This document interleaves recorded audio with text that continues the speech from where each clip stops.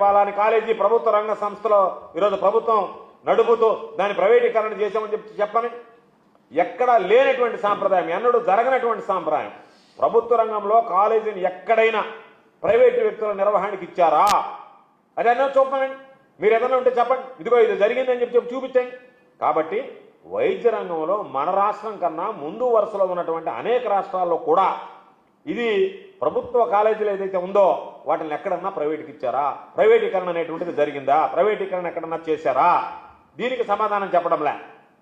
ఎంతసేపటికి నేను అనుకున్నటువంటి ధోరణే, దేశంలో ఎక్కడా లేనప్పుడు, ఎవరు దాన్ని చేపట్టినప్పుడు, దానివల్ల ఉపయోగాలు లేవు అని చెప్పి నిర్ధారించుకొని ఆ దిశగా అడుగులు వేయినప్పుడు మీరు ఎందుకని ఆ విధంగా పనిచేయాలనుకుంటున్నారు? ఇక్కడ మీరు ఎందుకు ఆంధ్ర రాష్ట్రంలో ఆ పని చేయాలనుకుంటున్నారు?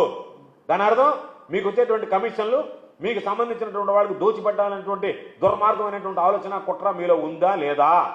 కాబట్టి ఇవన్నీ మేము మాట్లాడడం కాదు, అనేక ప్రతిపక్ష పార్టీలు, మీకున్నటువంటి కూటమితో ఉన్నటువంటి పార్టీలు మాట్లాడుతున్నాయి, మీతో దత్తగట్టినటువంటి పార్టీలు మాట్లాడుతున్నాయి. మీతో దత్తగట్టినటువంటి మీ పార్టీలకు సంబంధించినటువంటి సానుభూతి పనులు ఈరోజు కోటి సంతకాల సేకరణలో పాల్గొన్నారు. ఈరోజు 2 నాలుగుల ధోరణి, 2 కళ సిద్ధాంతం, నీకన్నా చిల్లర రాజకీయాలు చేసేటువంటి వాడు ఈ భారతదేశంలో ఎవడన్నా ఉన్నాడా? జగన్మోహన్ రెడ్డి గారి గురించి నువ్వు మాట్లాడతావా? జగన్మోహన్ రెడ్డి గారి రాజకీయాన్ని గురించి మాట్లాడేటువంటి హక్కు నీకుందా? జగన్మోహన్ రెడ్డి గారు ఏ రోజైనా సరే ఎవరికైనా నీలాగా అవకాశవాద రాజకీయాల కోసం ఏ ఎండకా గొడవపడుతూ వాళ్ళతో పొత్తు కుదుర్చుకుని రాజకీయాలు చేయలేదే. ఒంటరిగా రాజకీయాలు చేశాడు. 3 సార్లు ఆంధ్ర రాష్ట్రంలో పోటీ చేస్తే ఒంటరిగా పోటీ చేశాడు. ఒకసారి అధికారం కోల్పోయాం, రెండోసారి అధికారంలోకి వచ్చాం, మూడోసారి అధికారం కోల్పోయాం.